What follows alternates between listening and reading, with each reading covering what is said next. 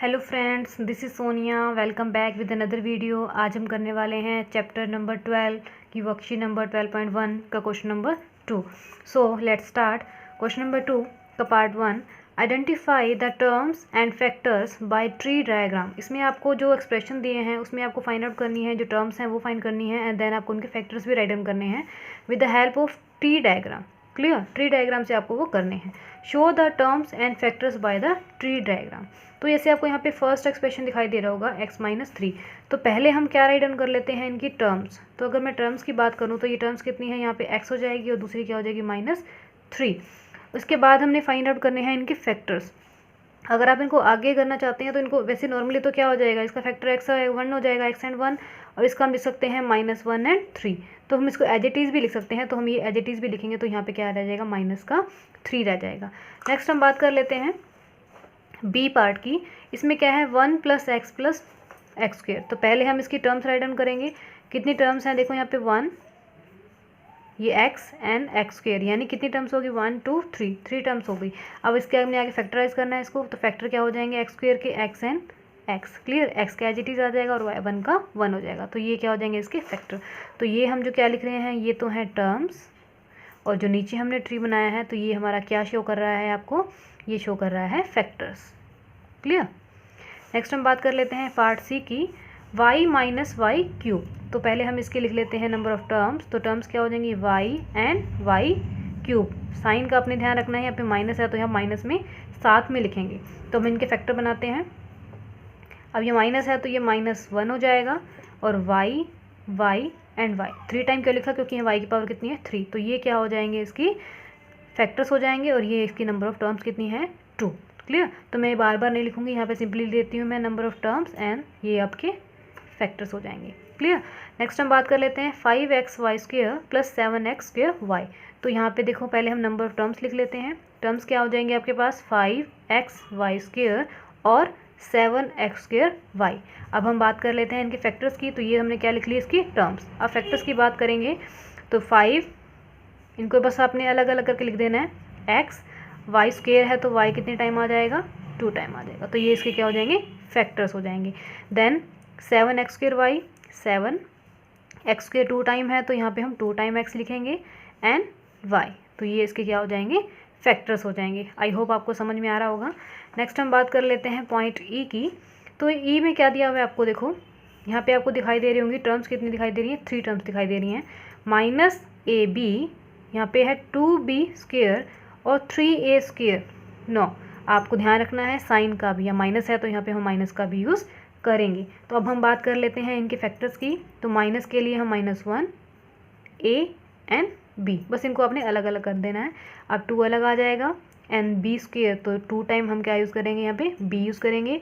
और -3a², तो माइनस का 3 यहाँ पे आ जाएगा a एंड 2 बार a है तो हम इसको 2 टाइम यूज़ करेंगे। तो ये क्या हो जाएंगे, इसके फैक्टर्स हो जाएंगे। आई होप आपको जो पॉइंट नंबर जो मैंने करवाया है 1 में टर्म्स एंड फैक्टर्स, ये आपको अच्छे से समझ आया होगा। क्लियर?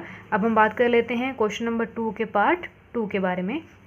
इसमें क्या दिया हुआ आपको, identify terms and factors in the expression given below. अब आपको यहाँ पे एक्सप्रेशन दिए हुए हैं, सिमिलर वैसे ही करना है जैसे ऊपर में terms and factor in form of tree diagram के थ्रू हमने इंडिकेट किया। इसमें हम सिंपली लिख देंगे in the form of table. Clear?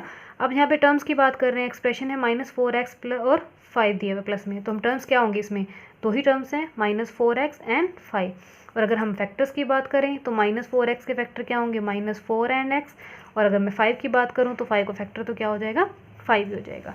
Next हम बी पार्ट की बात करते हैं। तो -4x और प्लस के 5y हो जाएंगे। और अगर हम इनके फैक्टर्स की बात करें तो -4 और x हो जाएंगे, और 5y के फैक्टर की बात करेंगे तो 5 एंड y आ जाएंगे। क्लियर? बस हमने सेम ही कर रहे हैं, बस ऊपर हमने ट्री डायग्राम के थ्रू किया था, इसमें सिंपली कर रहे हैं। अब सी पार्ट में है तो यहाँ पे हम इसकी टर्म्स क्या दी हुई हैं, 5y एंड 3y² दिया हुआ है। तो 5y के फैक्टर्स क्या हो जाएंगे, 5 एंड y हो जाएंगे, और 3y², 3 आएगा as it is, and y कितनी टाइम आएगा, 2 टाइम, क्योंकि पावर कितनी दी हुई है, 2 दी हुई है। तो ये आपका इसका आंसर हो जाएगा। नेक्स्ट हम बात कर लेते हैं डी पार्ट की। इसमें भी कितनी टर्म्स दी हुई हैं आपको, 2 टर्म्स ही दी हुई हैं, xy एंड 2x²y। तो हम बात करें फर्स्ट की, तो xy के फैक्टर क्या होंगे, x and y, and 2x² यानी 2 एक्स कितनी बार आएगा, 2 टाइम यूज़ करेंगे, एंड वाई, तो ये इसके फैक्टर्स हो जाएंगे। देन हम बात करते हैं पार्ट ई के बारे में। ई में कितने फैक्टर्स हैं, 2, पी क्यू एंड क्यू। अब पी क्यू के फैक्टर पी एंड क्यू के फैक्टर क्या होगा, सिंपली क्यू ही आ जाएगा। हम बात कर लेते हैं नेक्स्ट एफ पार्ट के बारे में।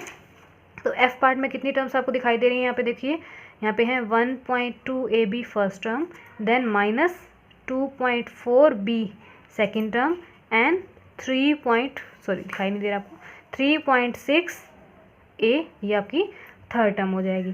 तो अब हम राइट डाउन कर लेते हैं इसके फैक्टर्स। सो फैक्टर क्या हो जाएंगे, 1.2 A एंड B, और सेकेंड में -2 तो -2.4 आ जाएगा, और साथ में क्या आ जाएगा, B, and then 3.6 and A। तो ये आपके क्या हो जाएंगे, फैक्टर हो जाएंगे। Now move to the part G. इसमें आपको कितनी टर्म्स दिखाई दे रही हैं, 2 टर्म्स। तो हम राइट डाउन कर लेंगे पहले टर्म्स को, 3/4x एंड 1/4। तो अगर हम बात करते हैं फैक्टर्स की, तो 3/4 का मल्टीपल किसका है, ये x का है, तो 3/4 इसका एक फैक्टर हो जाएगा, और x इसका अनदर फैक्टर हो जाएगा।